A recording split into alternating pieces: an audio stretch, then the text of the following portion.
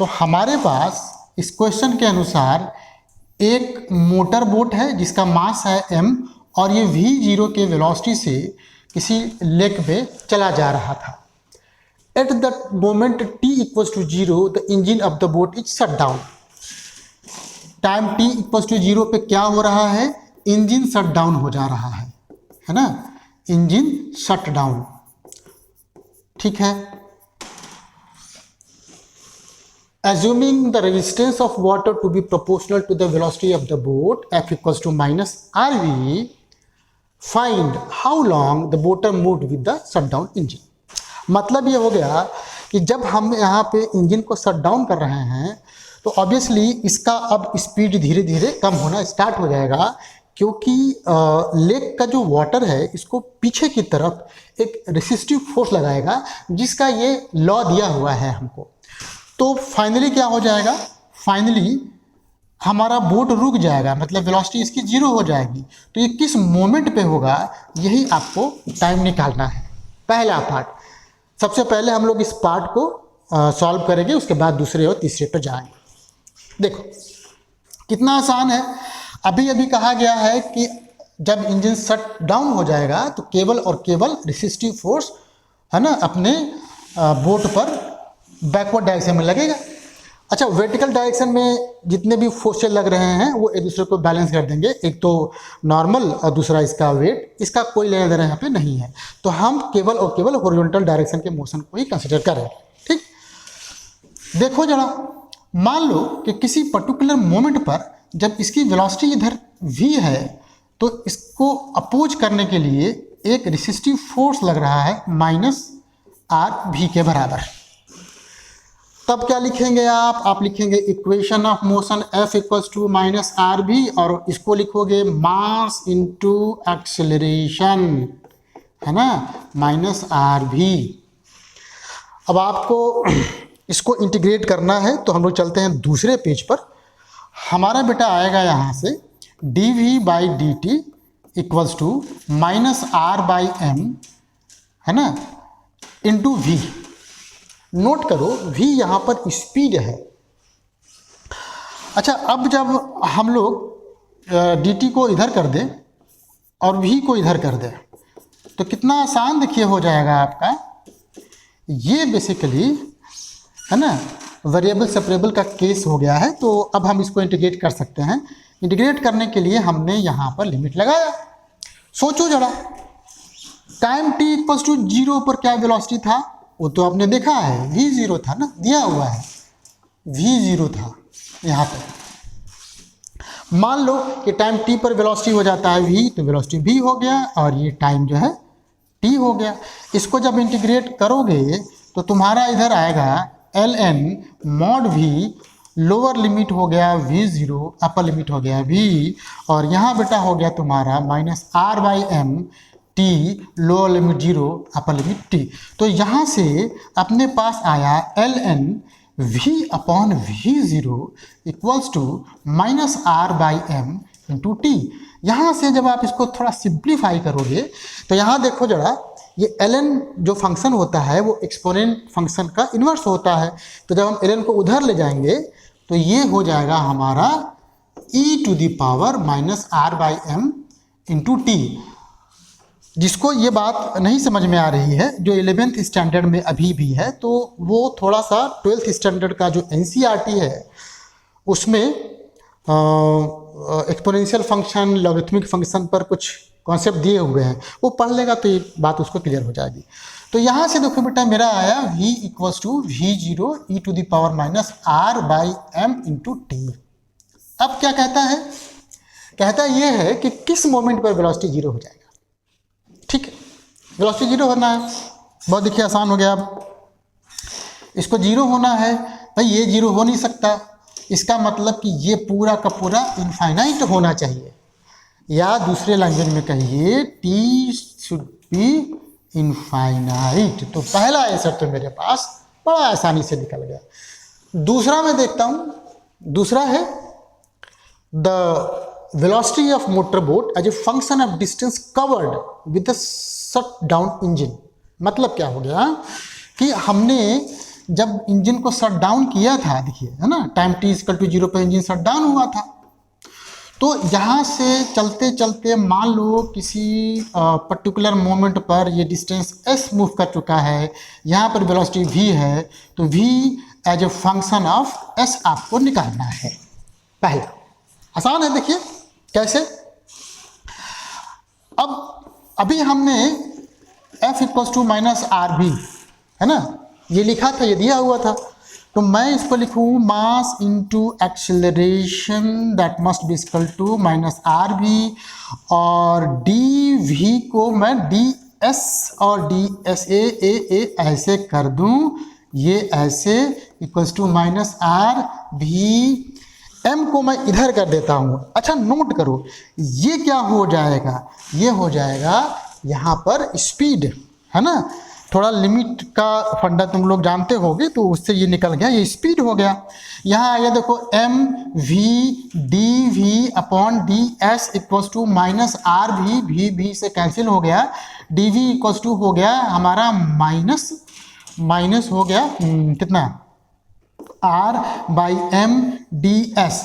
अब क्या करेंगे, ऑब्वियसली अब इंटीग्रेट करेंगे, तो ये देखिए इंटीग्रेट कर दिया मैंने, ये ऐसे। इंटीग्रेशन में हमेशा लिमिट पर ध्यान रखना है। तो सोचो जरा, सोचो कि जब तुम्हारा ये वेलोसिटी है v0, है ना, यहाँ वेलोसिटी कितना है v0, उस वक्त डिस्टेंस मूव कितना है इस पिक्चर के अनुसार, ये है 0, ये मान लो वेलोसिटी v, ये डिस्टेंस मान लो s, है ना। अब तो कोई भी कर लेगा, तो यहाँ देखिए कितना आया, ये आ गया v lower limit v0 upper limit v equals to minus R by m, और ये हो गया s लोअर लिमिट 0, और ये हो गया s। यहाँ से देखिए v minus v0 equals to minus R by M into S, या कहिए v is equal to v0 minus R by M into S. देखो ये कितना मज़ेदार सा एक रिलेशन निकल गया।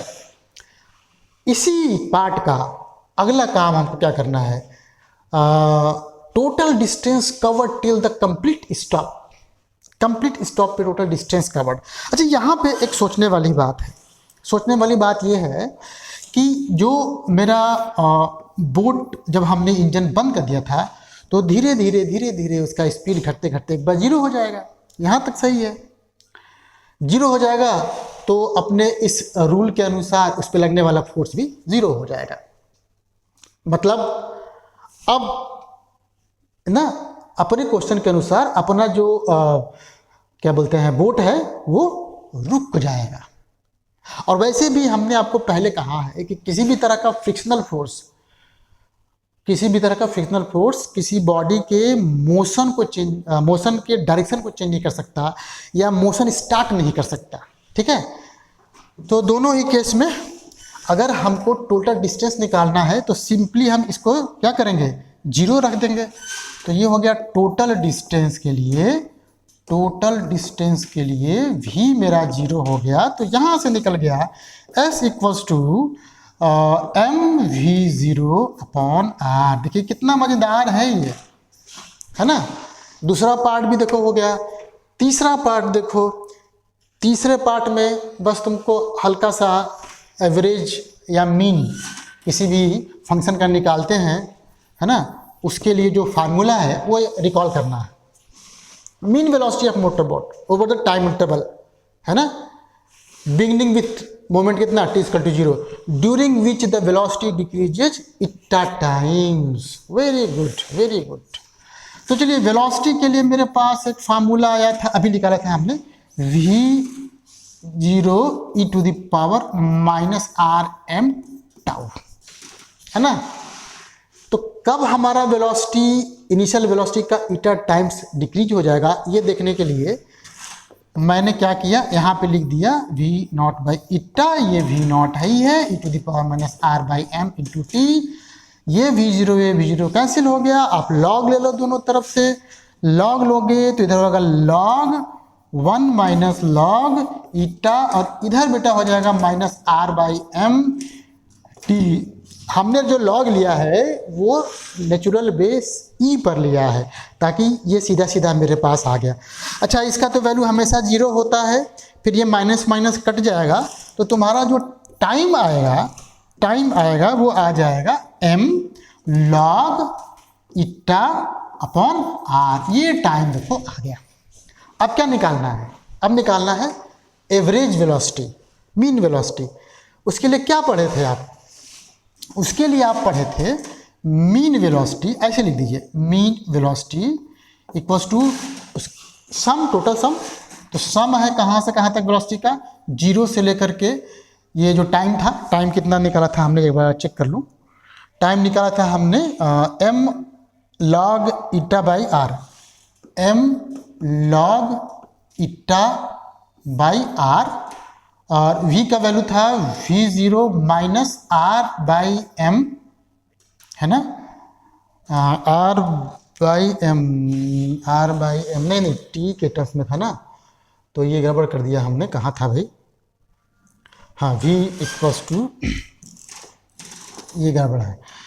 तो ये था v0 e to the power minus r by m t dt divided upon 0 to यही टाइम ना, a इतना बाई r, ये dt है ना। ये आपको याद रखना है। वैसे भी जब आप काइनेमेटिक्स पढ़ रहे होंगे वन डायमेंशनल मोशन वाला, तो ये आपने पढ़ा होगा वहाँ पे, है ना। रखिए, चलिए देखिए वैल्यू रखते हैं कितना होता है। तो सीधी सी बात है कि अब मैं थोड़ा सा इसको सिंप्लीफाई करने के लिए, यहाँ तो कोई दिक्कत नहीं है, नीचे तो अपने पास सीधा सीधा आ जाएगा m log eta by r। ऊपर देखो क्या करोगे, ऊपर के लिए देखो मैंने क्या किया, देखो a minus r by m से मल्टीप्लाई किया है, और यहाँ माइनस m बाई r से ऐसे मल्टीप्लाई किया है। कोई गलती नहीं है, बिल्कुल गलती नहीं है, क्योंकि r m सब कांस्टेंट हैं। ठीक है, अगर मैं कहूँ कि t को यहाँ लिख दूँ तो बड़ा आसानी से देखो ये हो जाएगा। तो ये मेरे ख्याल से minus m by r, v0 को भी आप बाहर कर दो, और इसका जब इंटीग्रेशन करोगे तो सिंपली हो जाएगा e to the power minus r by m tau, lower limit है 0, अपर लिमिट है m log eta by r। हाँ, यहाँ पे जो हमने ट्रिक लगाया है वो थोड़ा आपको आना चाहिए। हालांकि मैं चाहता तो सब्स्टिट्यूशन मेथड लगा करके इसको इंटीग्रेट कर सकता हूँ, और अगर बाय द वे आप इसको नहीं समझ पाए हैं तो सब्स्टिट्यूशन मेथड लगाइए, इसको सॉल्व कीजिए, 1-2 स्टेप ज़्यादा हो जाएगा, बाकी और कोई दिक्कत नहीं आएगी। तो यहाँ से मेरे पास देखिए कितना आ गया, अब आ जाएगा ये आ जाएगा v एवरेज ना, v एवरेज कितना आ गया हो, v एवरेज नहीं, मीन लिखा था हमने यार, मैं कहीं कुछ और लिख रहा हूँ, कहीं कुछ और लिख रहा हूँ। ठीक है, तो v मीन जो हो जाएगा वो minus m by r v0, और ये कितना आया वो तो लिखूंगा मैं नीचे, m log eta by r था, और हाँ, तो ये कितना हो गया, e to the power minus r by m into m log eta by r minus, एक बार जब 0 रखोगे तो e टू दी पावर 0 सीधा 1 हो जाएगा। देखिए बहुत मज़ेदार है, अब ये बहुत ही मज़ेदार, देखिए कितना आता है। केवल कैलकुलेशन है। अब हमारे पास देखो m से कटा m, r से कटा r, ऊपर बच गया बेटा केवल माइनस v0, नीचे बच गया log ईटा जिसका बेस e है, नोट करना। अच्छा यहाँ पे देखो जरा, यहाँ देखो फटाफट से इसको काटो, ये हो जाएगा e to the power minus log eta, ये हो जाएगा 1 बाई ईटा माइनस 1। कौन कौन इसको समझ गया है वो हमको बताएगा। अच्छा, अब मैं ईटा को थोड़ा सिंप्लीफाई कर दूं, माइनस को अंदर धकेल दूं, तो ये हो जाएगा v0 अपॉन ये ईटा, माइनस को अंदर धकेल दिया है ना, तो माइनस माइनस प्लस हो जाएगा, ये हो जाएगा ईटा माइनस 1 लॉग ईटा। ये मेरे ख्याल से v मीन आ गया। अगर बाय द वे कैलकुलेशन में कुछ मिस्टेक हुआ होगा तो उसके लिए मैं क्षमा प्रार्थी हूँ। ठीक है, तो ये जो है क्वेश्चन आपका सॉल्व हो गया। 100वां क्वेश्चन था। एक तरीके से हम लोगों ने एक माइलस्टोन अचीव कर लिया है इस बुक का 100th क्वेश्चन आज सॉल्व करके।